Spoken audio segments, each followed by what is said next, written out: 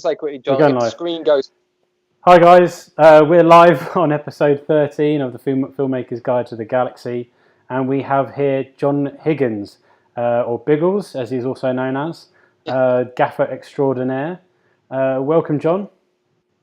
Thank you. Good evening to everyone. Thank you, John, for coming on. Yes, thank you very much. So, let's just get started, I suppose. James, if you wanna ask the first question. Yep. Sure. Okay. Well, we'll start off with basically, how did you get started in the industry, and then how did you move on to your first major budgeted film?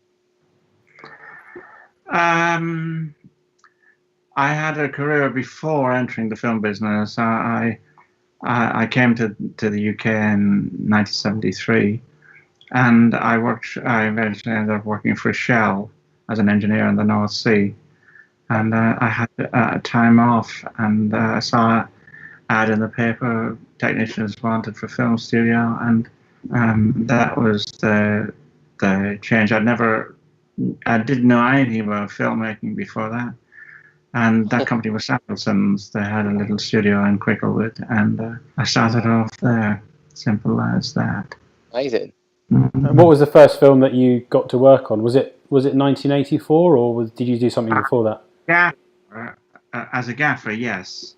That was my first 35mm film, and that was with Roger. I was doing a film with Roger, and Mike Figgis was the director, called The House. Okay. And and as we were doing it, it was only a 5 or 6 week shoot. Roger said to me, if I do a film with a lighting company, do I have to use their gaffer? And I said, well, that's up to you. He said, well, he said, would you do a film? And it was 1984. So that was very interesting. It's technically quite a complex film for its time, but one doesn't realize that at the start. But I enjoyed it. It was a great start. But I had done a lot of dramas and some commercials, a lot of rock videos, because that was the time that MTV was starting up, so they commissioned loads and loads of rock videos. And I did a lot of them with AC/DC? I did a few of them. Did you? Okay. I was going to say, that's probably about the right sort of years they were sort of top of the charts.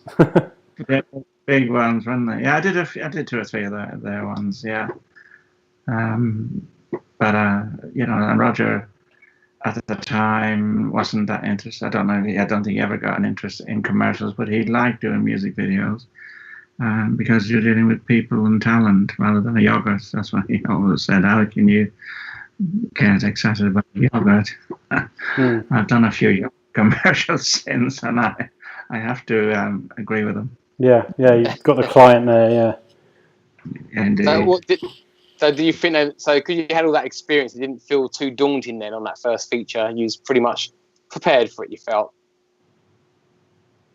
I felt as prepared as anyone else would have been. I did my research. I did know about, by then, I was 3 or 4 years in business. I made it my business to educate myself about film speeds, lenses, apertures, and how they related to each other. And we didn't have the internet then, so it was more difficult to research than it is now. But there was a fantastic bookshop in Paddington called the Modern Bookshop, long gone, in Parade Street, and that was my research library for many things. Right. So you've had a long-term collaboration with Roger Deakins for many years now. What would you say works so well with you guys? Well, I've had he's the longest term DP I've ever worked with, but I have worked with others. Of course. Yeah, of course. I would never ever get complacent working with a DP. I've heard gaffers say, I know exactly how my DP is going to like this. I know exactly what he wants. The confusion I always had is I never know, but you adapt what you're doing. You can't say, there probably are DPs that like everything the same, but I've been fortunate to work with people who don't, and everyone's a new challenge and you embrace it. You don't try and impose another person's look on the images that someone else is creating and has spent months researching with a director. And then say, well, the last DP I worked with wouldn't have done it like this. I mean, that's a very, very poor opening gambit, but I have been told by DPs it's been used. My regular DP wouldn't do it like this. Why don't you? I think, well, you're employed to interpret what the man wants and figure out how to do it. And that's it. That's the challenge. It would never be. No, that was quite crazy. Some of the opinions I've heard through the years, but no, you have to adapt different styles, different ways of working, and different attitudes. So and it's always different DPs have different preferences in camera systems, lenses, film stock. I've worked with DPs who said they always, when using film, I won't name names, but one guy said, I always use 500T Kodak. I don't care what it is, desert or stage. And all he said is, if it's too bright, I ND it down and I put an 85 filter in. It works for me. And I thought, well, it works for me too. I'm not going to argue with you. You're doing it right. This guy had 2 Oscars for cinematography. So from there, and that worked for him. Next guy said, no, it's 50 ASA all the time, and that's it. So they're all different, and you embrace that or you perish. Yeah. So when you're working with DPs like Roger, do you have formed ideas in your head after you've read the script in terms of what lights you might use if you were shooting it, or do you write down your ideas when you're reading the script? Or do you just wait to hear what the DP says and then go off the back of that? I write notes when I'm reading it, but it's for my reference, not for the DP's reference. And so the thing is, it has to go to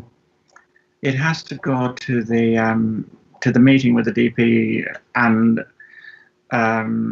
many occasions with the DP, you walk around the art department, they have the concept room, and you walk around and look at the concepts. And I think you have to listen initially. How can you come up with an idea how to do something when you don't know what the requirement is? And this DP may have spent months and months talking with the director and the production designer. You can't come in on day one and start saying, well, I think it'd be great if we did this or did this. You take a breath and a step back and listen to the brief long before you make any suggestions. Yeah.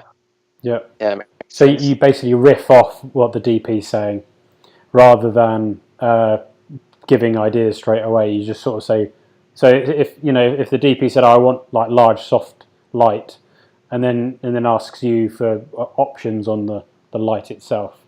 Oh yeah, well that's a different thing. There's so many different ways of achieving a large soft light, whether it's suspended or whether it's on a set, or depending where it is. You can discuss the actualities and the technical side of it then. But if the DP said, I want all small hard lights, then you start thinking about, what's going to work for this? So you get your brief largely first, and it's an organic thing. It's not something that presents itself immediately. Every single film I've done with Roger, for instance, or other DPs that I've done multiple films with, none of them have been the same approach, and it can't be. It's impossible. So you have to be open to that philosophy that you figure out from the script what the director's comments are on recce's. Then you revisit the locations if they're required.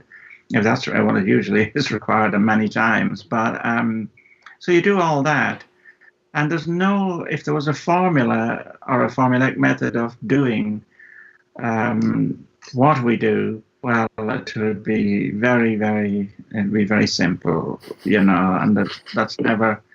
And that is the challenge, and that's the interesting part of the job. Every single job is totally different. But there you go. That's how it is. Definitely. So do you have any fond memories or anecdotes that you could tell us about your time on set over the years? Anything stands out? Some stupid stories that probably shouldn't be told, but you can tell us. And the people watching. I suppose that I can't really. I'm just looking. I made a couple of notes. I can't really think of any with friendships and NDAs to be considered. Better we move on. Okay. Yeah, moving on. So you've worked on a variety of genres. Is there any particular style of film genre that you like working on the most, or is it mainly down to the script and the DOP and director? Well, it's the DOP and director first, always. A few occasions I have been hired before the DOP, and that can be, for me, it makes me very, very nervous, because if I meet the man then or woman, then we don't hit it off, then it's very embarrassing for all. But I've been very, very lucky. It's been a 100% success rate. But the initial call usually comes from the DOP, usually, but a couple of times it's happened in reverse when they hadn't got a DOP, and I had another project, and they said, well, you've hired yourselves. And there was one film that I did that I got hired before the DOP, and I didn't meet the DOP. We were in South America doing recce's, and so I had dinner with the DOP the first night there, and everything worked out fine. But it's a nerve-wracking situation to be in. Not one I'd choose, but happens. Yeah. So in terms of lighting rigs and things like that, I think a lot of people get quite scared when they're doing night scenes. And what is do you have a preference, or what are the lighting setups that you've tended to use the most for lighting, say as like a soft top light for night shoots or night scenes? Well, you referenced in your questions something about Sleepy Hollow. And Sleepy Hollow was not all shot on stages, contrary to some belief. It was a huge night sequence in the village when the horseman attacks the village first. And that village was built from the ground up in a hollow out in near, out in, I think it's Berkshire. And it was a very, very tricky location to get machinery in or anything. And that was the first time, I stand to be corrected, but I think it was the first time that big light boxes were used. And it was the only solution to this, because it was Chivo's choice to have a soft top light that we could match in the studio. Right. And we shot some of the studio stuff first with the horse and the stunts and the woods and everything like that. So it's now our task to figure out how to get this on location. So we looked at the cranes, and the go-to company since I've been in the business, has always been Lee lifting. They really are the experts, as they say, on their green crayons, which they paint them black. But anyway, but they didn't have the size of crane that we wanted. There were 200 tons, and they reached out to 70 meters, and they were limited to anywhere in the country. So they were hugely expensive because they were going to be there for 5 weeks, something like 6 weeks. We had three weeks of nights. So Chiva and I were trying to figure out the minimum amount of cranes we could get away with, that we could cover the whole set and move them by just swinging the box left or right. Yeah. It higher, retracting the boom. You know, it gave us lots of accesses to work in. So we couldn't figure out whether we thought we needed 4 cranes, looking at one-dimensional drawings. So we were in the art department. This is about the collaboration between the art department and cinematographers, gaffers, and people. If you know how to work with models and drawings, it's a great advantage. But so we're in there, Chiva and I were looking at the model of the set, which was fantastic. Rick Heinrich was the designer, and I've worked with him a few times. He's just an amazing designer. If you get a chance to work with him, he is something else. So he said, "What are you two doing here?" And we said, "We're trying to figure out how many cranes we need at the Sleepy Hollow location." And he said to me, "Do you have an accurate schematic of the cranes that you're proposing to use?" And I said, "Yeah." He said, "Bring it up, we'll give it to the model maker." And he made three or four working models out of cardboard or art department material off the cranes. So we could move them around the set on the model, all properly dimensioned and everything.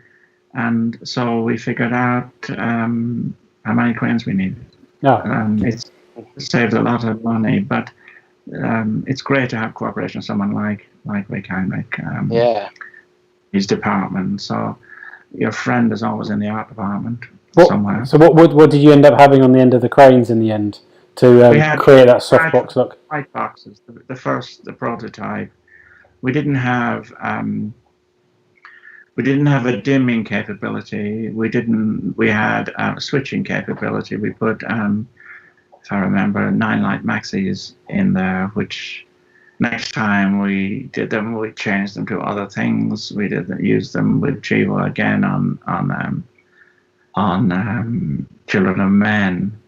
But so there have been a progression since the first time, but we have a lot more control now with the instruments available to us.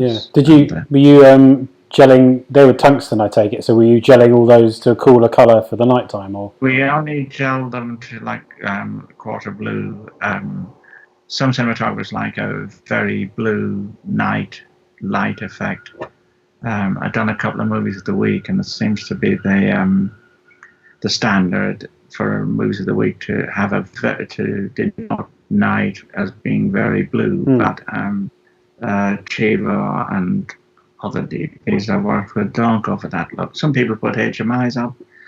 It does what they want for the look they want, and who am I to argue with that? You know, I have my preferences, but when it comes to the final request, it goes with the man in the chair. So that's it. Yeah.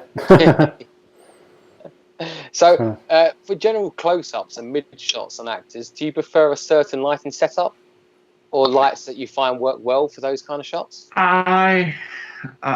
For my preference, I always like as large a soft source as you can get, and by soft I mean full grid. And if people say, well, we need a bit more stop from that, I don't recommend changing it to a half grid. Because the quality of light does change, and you can look at it. It's a simple exercise. If you look at your soft light, 12 by 12, whatever it is, 20 by 20, and you can see multiple sources through it, then it's not a soft light. So I have found through the years that Roscoe 3030 or the sailcloth grids that are available is the best, and it's what. So if you want more exposure through it, you add light rather than reduce the diffusion, because you're changing the quality of the light by putting some more lights behind it. You're not changing the quality of the light; you're increasing the exposure. But that's just a pet liking of mine. I don't like going with light diffusions unless it's for a different purpose. But for a soft light and close-ups or something, make it big and keep it very thick diffusion. Yeah. Not everyone would agree, I'm sure, but it's something that I like. Yeah, and I guess you can always put multiple lights through the grid cloth, or bounce them into a silk and then bounce that through like sometimes a book light. Secondary diffusion between the grid cloth, if you have adequate stop, put a secondary diffusion in, and it'll remove any hot spots. You know, I can look at a soft light and I know straight away that it's not that soft. But then I have worked with DPs who love hard light, and so you embrace that. It's a lot easier to work with hard light from a lighting control point of view, as any DP knows. I mean, one of the great things with soft light that was developed and has developed and got better through the years is the egg crate system, the DOP choice stuff, and the other ones that are around. And they are fantastic because you can control the light and keep it off walls and stuff, and have an actor walk into a beautiful soft light without any flagging around. But for lighting control, hard light is obviously a lot easier. A couple of flags, flags, and you've done it. Yeah, definitely. So I was just going to ask a question about in Skyfall. How was I know you didn't shoot too much. Well, you didn't shoot anything really in China for that, or Macau. But for the LED, they were like in an office, and there's a fight, and there's lots of glass. I don't know if you remember the scene, and there's like an LED building next door or something like that. Billboard, isn't it? Billboard, LED billboard. There's 2 or 3 billboards, but the main one is LED. There's a course of one of the girl drinking through a straw on the glass. The bottle empties and stuff like that. That's a very coarse LED, but that was by choice. I was finishing on a film, and I forget what it was. I don't know how the chronology works, because I can't remember what was before it. But I had done Gravity before that, and we used a lot of LED. Of course, that. Yeah. So I had experience of how it works and everything. So Roger told me about this idea, and could I set up a mock-up at Shepperton, explain what it was. And, you know, it's an organic thing, a conversation with a DP. He said, could we get like 8x4 window-type glass things made that we could see reflections and stuff like that. So the art department made these things up that were on casters that we could wheel around, and we had these LEDs on casters, so we could change the positions and stuff like that. And so I asked the art department for some media to put onto the screens, and they gave us, I had a desk operator, a media server, and the Grand MA desk, and everything was run through the desk. And so one of the pieces of media that the art department gave us was the blue jellyfish, which it hadn't been paid for. It was just a sample. So it comes with a serial number across the window, across the image. And that was playing when Sam Mendes came in. He saw it. He said to Roger, I love that. So they had and that's what we went with. Yeah. So it's very, very big. It was a very, very big screen. The pitch was either 7 or 9 millimeter, which was the highest definition available at the time. Incredibly expensive, and because they're always on tours with rock and roll bands and stuff, you say you're going to finish on Monday the 26th or on Saturday or whenever, you don't get an extra day. They're in on Sunday to take it out. And that's what happened. But it worked very, very well. And I know your next question is, did we use supplementary lighting with it? Yeah. We did, but we used the same source. We used the same LEDs. Right. We had banks of them on scissor lifts outside the window because we were elevated. The set was up in the air. Okay. Right. Yeah.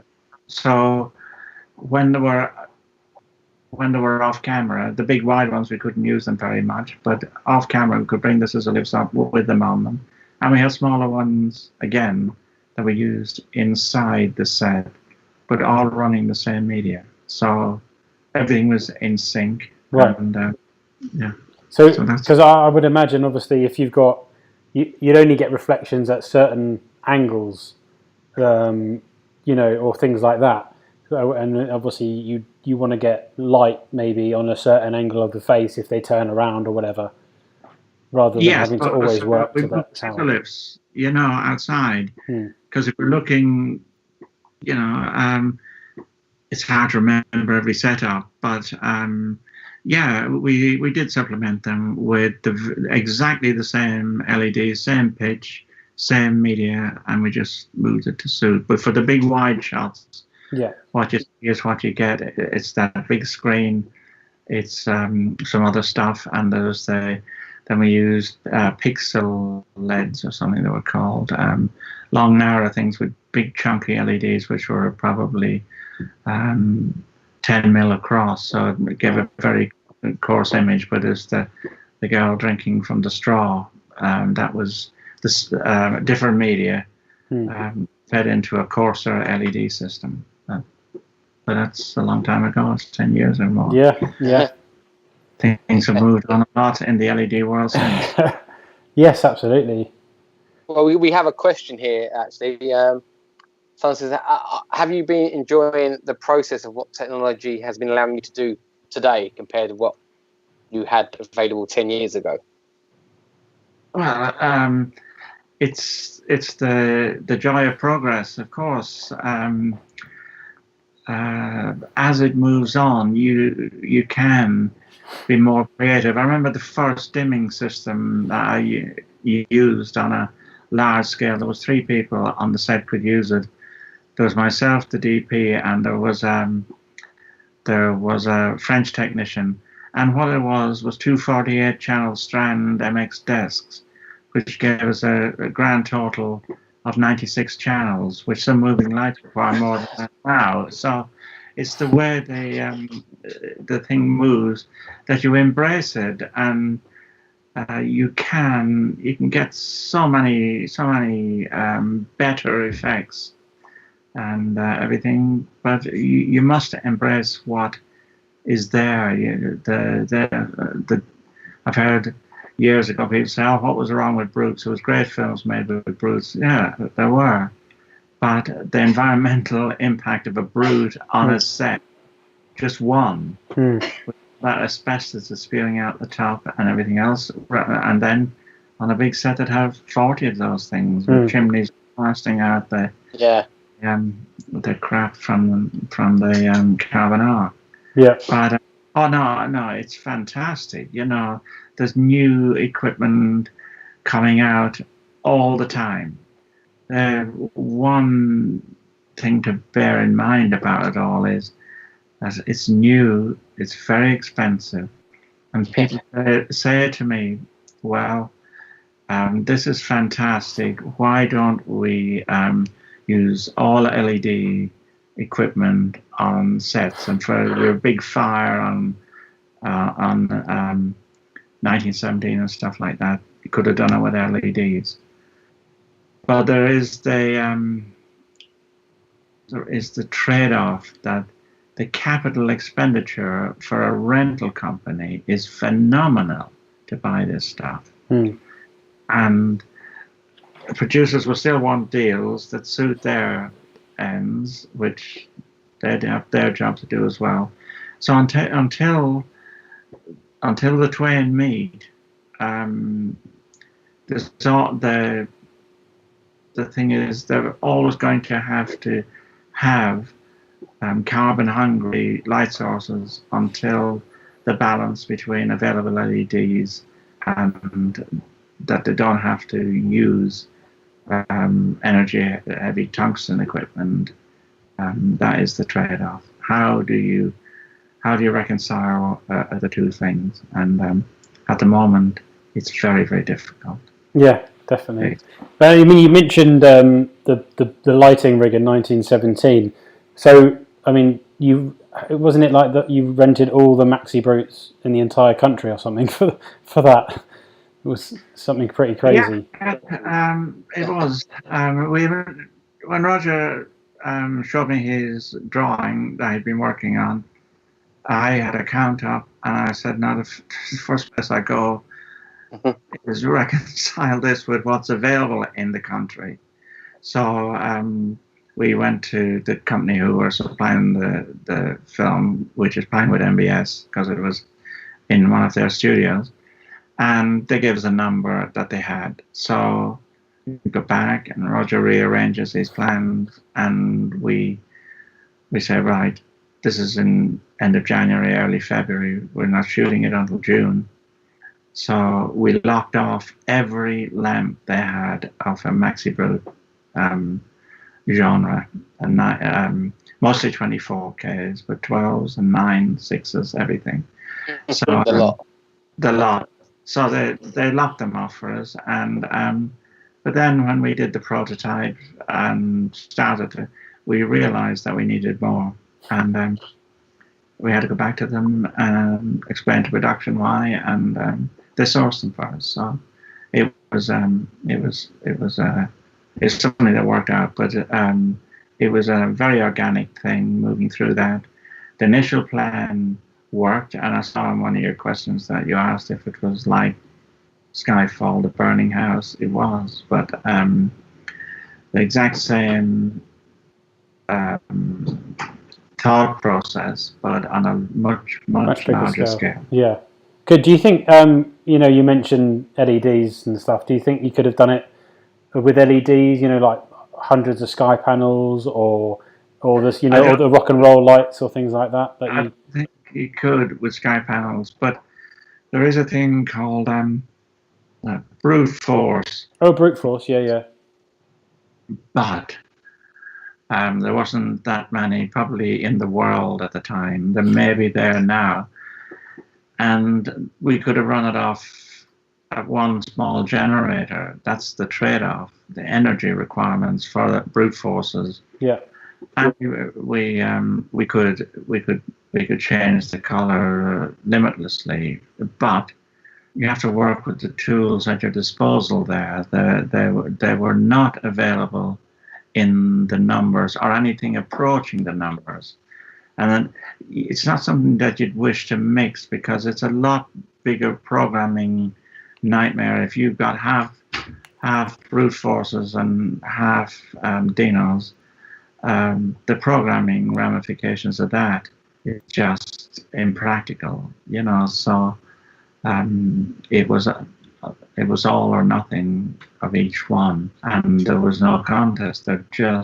I actually met the guy who's one of the owners of the company who make the brute force. He said, "Well, we Chroma Q, is it Chroma Q or?" Yeah, I was talking to him about it.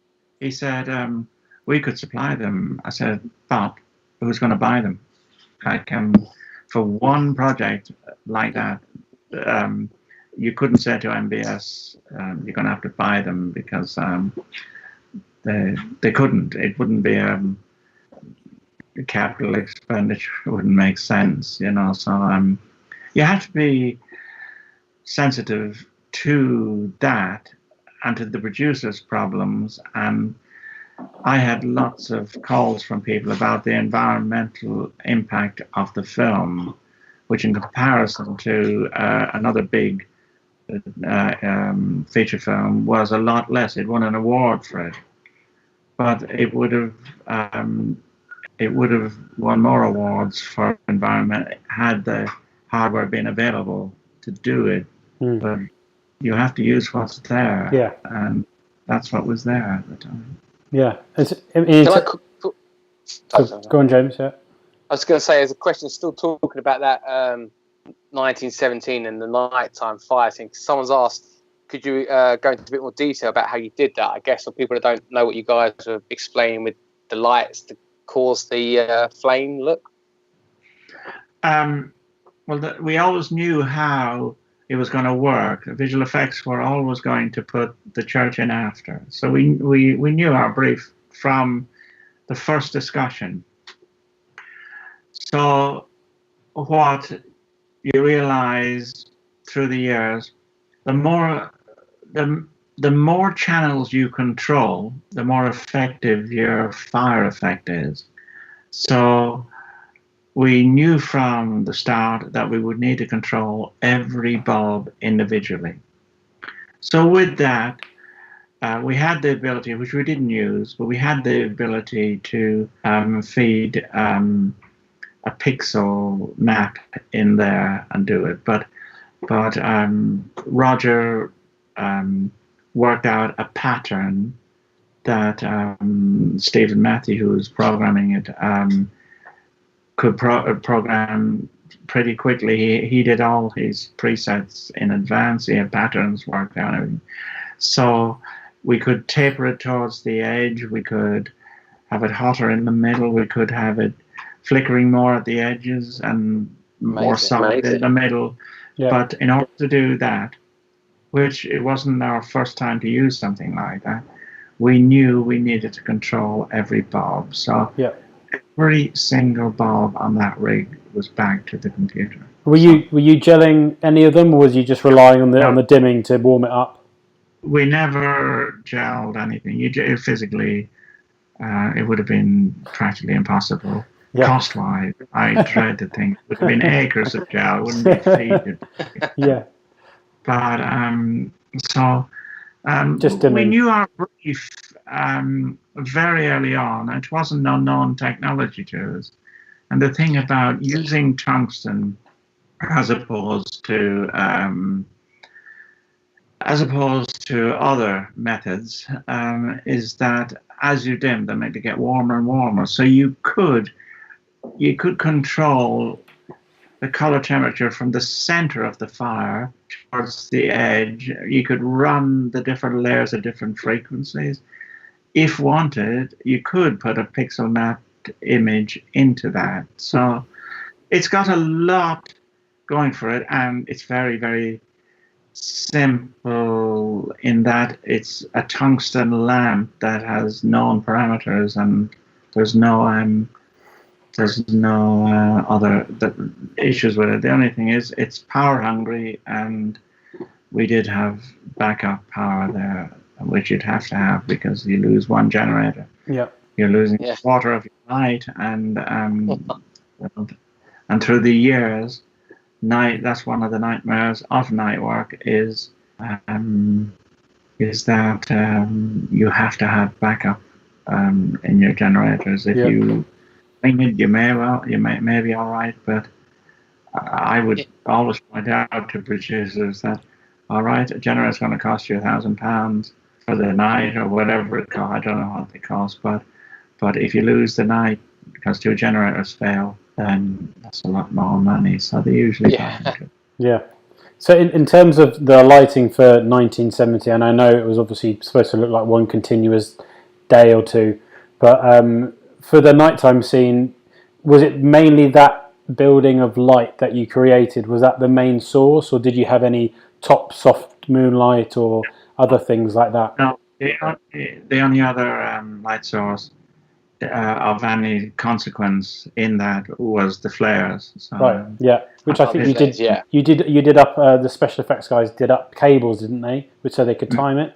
I read. Yeah. whatever you read is true. But I've had so many theories about it. But the special effects were Dominic and his crew, Dominic Tui and his crew. Yeah, I know him. Yeah. You know him, yeah, he's a good man. He was fantastic, and we worked with him to great effect. We did try. We could have done it electronically, but it increased the crane requirements because he could do it relatively lightweight, and it was like the test we shot. We shot lots of tests and we had a rig built by PMBS, which the production company paid for, using Claypaky strobes, which worked very well. But to drive them, it was a heavy rig, so the cranes were an issue. As at that particular part of the backlot, there's a river on one side, so the weight was an issue, the rental costs were an issue, and so Dominic Chewy came to the rescue, and I think it looked pretty effective. Yes, definitely. Yeah, very good. Yeah. Well, he won a couple of gongs for it, and he deserved it. Yeah. So, talking about like the one shots, you obviously before that, you worked on Children of Men. How did you approach the one take scenes in that, in terms of lighting, like the car scene and the big end chase through the destroyed city? It's a totally different brief. There were cuts in all of that. The one place was the cafe, which you referred to in your questions. Yeah.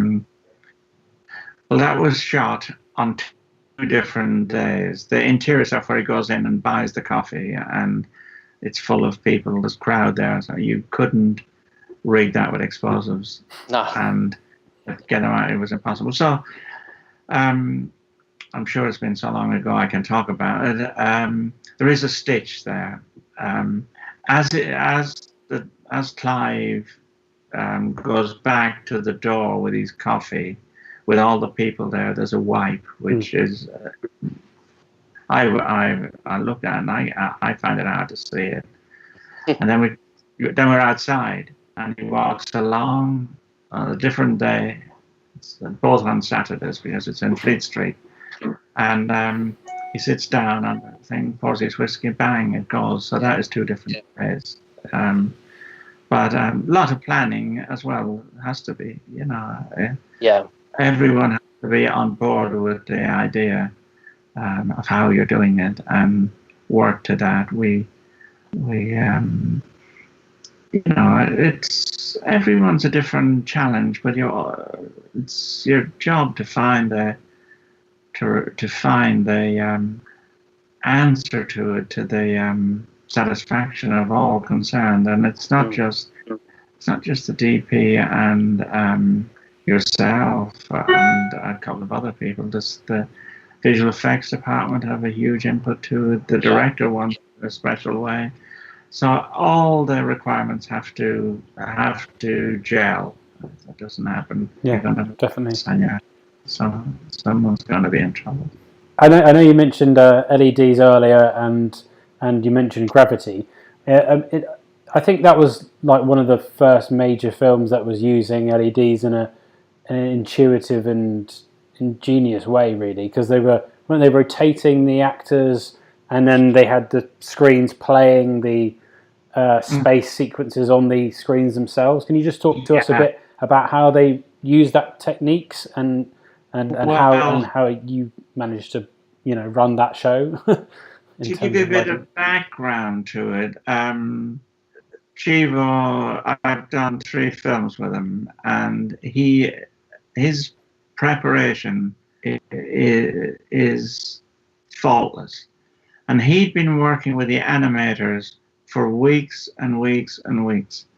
So the time of day, the position of the spacecraft, where the sun was all worked out. And so then we looked at ways of getting, because in outer space, there's nothing to distort the sun at all. So it's almost coherent light. So it'll be so hard So we experimented with we found an LED which was 100 watts, which was the size of your fingernail, and the shadows were just amazing. We tested it, and stunning stuff, but we couldn't use it because an actor couldn't, with the brightness, an actor couldn't work with it. So we had to find different ways of doing it. Well, we used a little Robin moving light on a remote camera head with a witness camera, which was operated by a camera operator for some of the stuff. It was Chiba's end of it with the screens and stuff was all done in pre-production, but there had to be stuff that was organic at the moment that had to be figured out. And one of the things was this little Robin moving light, which they put a witness camera on and put it on a crane. But overall, it was complex. Very interesting to do. So they were playing the backdrop on the LEDs, weren't they? So that was interactive light on them. Am I right? It was large, yeah. But the only thing that was interactive that wasn't them, when you had the sun on the screen, it wasn't of a quality that would give you a very hard light because it's still an LED. Although it's small, but it's still too soft. Of course, yeah. So we had other methods of getting the hard light on it. Yeah. That's an interesting challenge. Always interesting to work with Chiba. Yeah. A great result. That's the thing. I'd hate to turn up every working day with the same truck, same amount of equipment, same fixtures and everything, and then to get very, very boring. I may as well be on an assembly line. But when you work with people like Chiba and Roger and lots of others, it's always, that's what makes the job interesting, because you don't know what the script is going to breed when you read it. You don't know where we're going to go with this. When the director comes in with his requirements, then all the bets are off. So how do you do it? So yeah, definitely. Yeah. You were saying earlier on, like one of the fears you have is like a generator going. Have you had any bad situations on a shoot that you've had to then find a way to overcome a problem? Like quite a big. Sure, I have. There was one in Rome on a film I was saying. It was in Anzio, which is 50 or 60 kilometers from Rome, and we had a big night interior, but we were seeing out all the windows. And I asked the producers for backup, and they said, no, we can't afford it. And I tried all the warnings and everything. I'm sure, as you know, well, it's going to happen. The biggest generator we had exploded, and it wasn't. And the producer is now in prison. He's one Harvey Weinstein. So I invited to a meeting with him, and I said, can you give me time to try and get us back up and running? And what my Italian colleagues managed to find, there was a commercial or something else shooting in the town, and they managed to get a generator. We couldn't get all the lights back on outside, so we had to let some of the sea and stuff go to black, but we got it back running, and I thought, well, that's it. Harvey's forgotten about it. It was good, but it wasn't the case. So I had a very unpleasant 15 minutes with him, and so anyway. But yeah, I've had instances where generators have blown up on night work, and we've lost a whole section of the set on a big night exterior. And we had back up there, and I got on the radio, and I could see the generator coming in. But people had come late to the set and parked their cars on the route in, and it was blocked. And I could see it and watch it moving along, I thought, oh God, what's happening? And luckily we had radio contact with them, and they I just first I said, how are we doing? I said, well, just look at that little light there. That's moving towards getting us back on. But the extras and people that park their cars on the road and can't get through. It's interesting like that. I did one film with Sven Nyquist, and we had a big night shoot at Smithfield Market. And it blew up. And 10 o'clock at night, the replacement generator hadn't arrived, and so I had to tell the producers that even if it comes now, and it's not, because we had a unit driver with a phone back at the rental house, and they hadn't managed to start. They could start the road engine on one generator, but couldn't start the generator, and the reverse was the case with the other one. So, and the producer just took me over to the director, and he said, tell him what's wrong. So I explained that, and the director said, he said, well, it was a good rehearsal, we'll come back in a couple of weeks, and that was it. We wrapped it up. That's all right. It was a nice producer then. And it's no use screaming and shouting at people. This was a Rolls-Royce engine driving a massive generator, and it had just fallen apart. You couldn't repair it. The only thing is to do to replace it, but Saturday night London traffic and very cold weather and equipment failure, we couldn't do it. And then we went back 2 weeks later, and we had lots of backup. So that's it. Yeah. It's not just telling lies to her, just to say, well, I think we'll be in about another hour, we'll get it going, when you have to put your hands up and say, it's not going to work. Forget it. You should all go home. Don't go into more overtime with the extras, just let people go. And the sensible ones usually listen. Otherwise, what's been one of the most challenging lighting rigs or that you've had to design or work with on a DP that you've enjoyed creating? Like the biggest or the most technical. Which sort of rigs have you enjoyed making? It's not necessarily the size or complexity of the rigs. No. It's the resources you have to do it.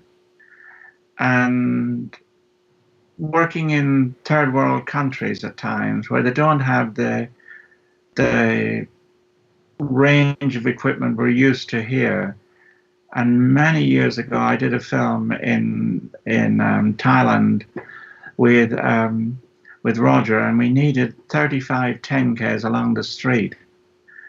And so I noticed that they all had an auxiliary power supply on the poles. So I took the rigger on there, my interpreter and everything, and explained what Roger's plan was, for it was his plan.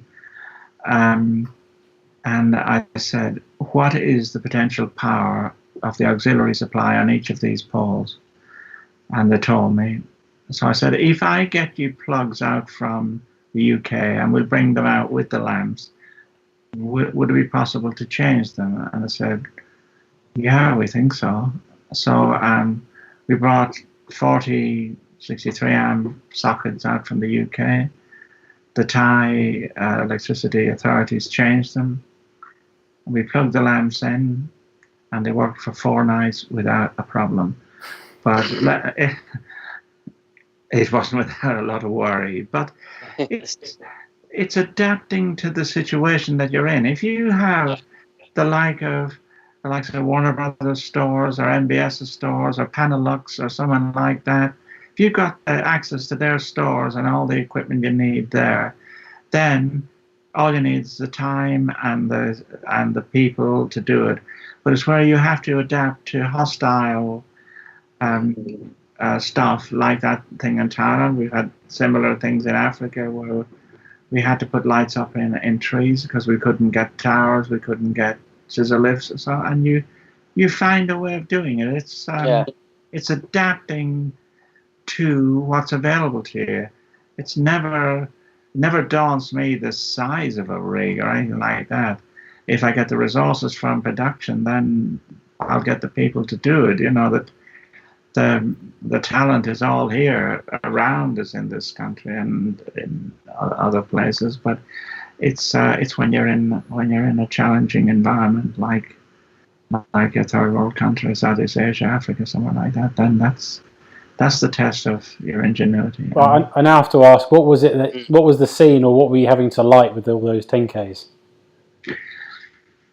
It's a film called Air America.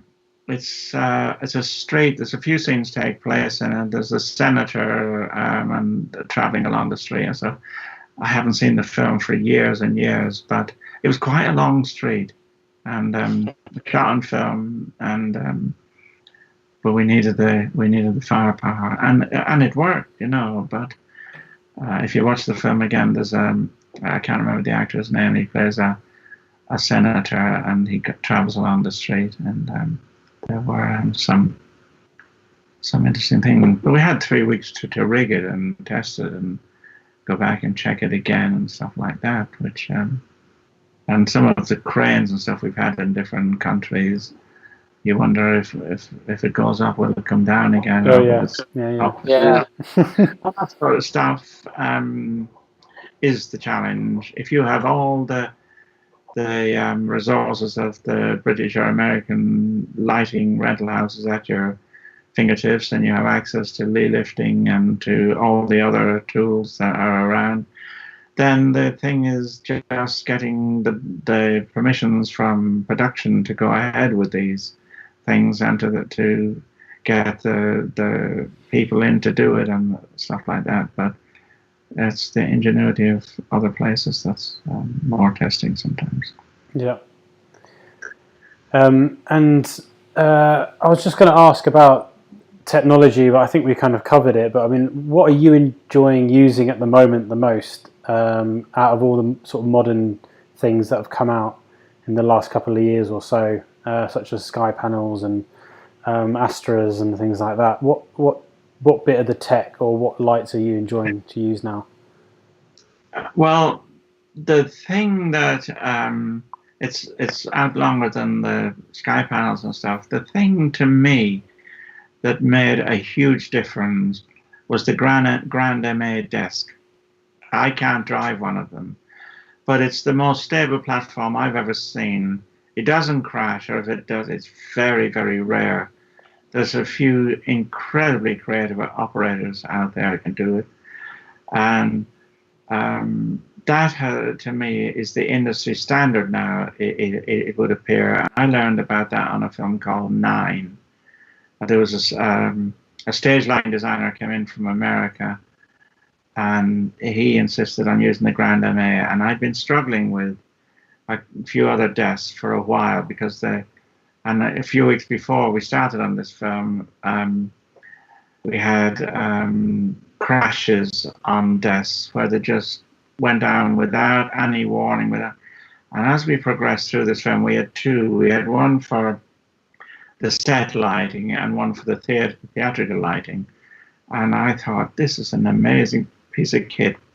It's and that was groundbreaking for me at the time. But as for the sky panels and all the other things that are around, the sky panel certainly is an amazing piece of kit. It is largely a Rolls Royce when you just need a small car, because it's got so many facets, like all the color changing, all that, and it's changing all the time. And to think that they made it just they didn't intend it to be as big as to become as big as it was, as it's become. I think it's one of the most amazing pieces of kit for years. And there's lots of stuff out there, like there's cream source stuff. I mean, there's so many of them. But the sky panels stole a march on so many. It's a very rugged piece of design. My one criticism of it is its weight. Oh, it's very heavy. This is way too heavy. Yeah. And I've only used a really big one once. Or the 360 one. I don't know. I can't remember the number, but it's huge, and but it's an amazing piece of kit. And I've seen some of the other stuff that's now going to, they reckon, and eventually replace the 20K. So the problem with it is with a Fresnel lamp. It's a simple device. It's a bulb that emits light at 360 degrees round it. You put a reflector behind it, and you spot the lamp. It fills the Fresnel. You go flood, and you get a different quality. They're not yet there with the Fresnel lamps. They're getting there. I had a brief visit to the BSC show this year, not as long as I'd like because we were working, but and Noel Richardson seemed to be moving ahead with a different design to the front end of the big replacement for the Fresnel. It'll be very interesting to see where that goes. But so there's fantastic stuff out there, and it's also the lightweight idea of it and the lack of heat. They're not energy hungry like tungsten, but they're not there yet. But they're improving.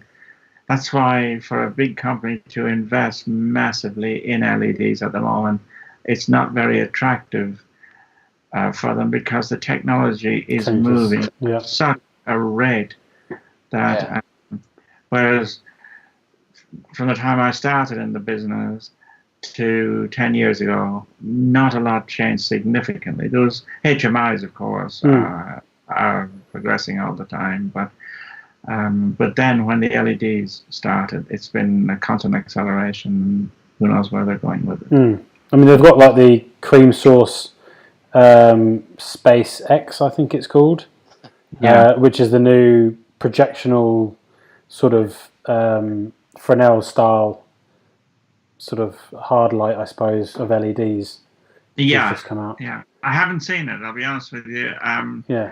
I intend to go. I've been invited to go and have a look at that and a couple of other things, but I haven't been able to go this week, and I won't be going next week either because I'm busy all week. But well, let me know when you do, and I'll pop along because I still haven't seen it, and it looks very, very good. It does look very impressive. I'll chase it up when I finish this job next week. But so there's great. What I referred to earlier is the capital cost of buying 1,000 of those things. Yeah. And what the rent houses, and I have to sympathize with them to an extent, is they go out and spend millions on this thing, and 2 years later, a thing that's half the price, that does twice as much, is on the market. It's like or the Chinese make them cheaper and quicker. And better technologies. It was the change from tube cameras to chip cameras, where you lost the Comet's trail and all that if you panned across a highlight, and it sent companies bust overnight. So an improvement in technology can be very expensive if you've just gone out and spent every penny that you borrow on something new that's suddenly redundant overnight, and it can happen. Yes, absolutely. Yeah, definitely. So, well, I guess any other more questions here quickly? I think that's pretty much it. We're at our hour mark. Yeah. Okay, well then we'll finish off like what we always do, John, and ask what advice would you give to someone who is wanting to become a gaffer in the film industry? Any tips? Get as much knowledge as you can before you make that step. The step is not something that you constantly make anyway. You find yourself doing it after a while, I suppose. But get as much knowledge, and if you think, I don't know about this, I'll forget it all, it'll come back to you when you need it, when the pressure's on. And get as good a crew as you possibly can that you can trust and who are loyal, and their technical abilities as best you can get. That's all, and go ahead with that, But loyalty and technical knowledge, and don't be afraid to ask questions if you're on the way up, because most EPs and gaffers will impart their knowledge. There's nothing secret about what we do. I don't believe in that. I know some people do. They say, well, why should I tell anyone something? If people ask me a question, how would you do that? I tell them to the best of my ability. So ask the questions, get as many of the best people you can around you, and don't think you know it all. You never do. And every job I do, I learn something else. But you never know it all. You never will. I think that's why we all love the film industry, is because you're constantly learning, and it's every day's an adventure, isn't it? Indeed. Yeah. It is. Well, there's out there who will help you with it. Yeah. With your questions. So that's it. Well, thank you very much, John, for your time. Thanks for that. And thank you, everyone, for watching. We'll be back in a couple of weeks on the 15th. I think we're back. I had to work that out. So, thanks to everyone for watching, and take care. Thanks, guys. Thank you, guys. Thanks, Bye. Bye. Cheers.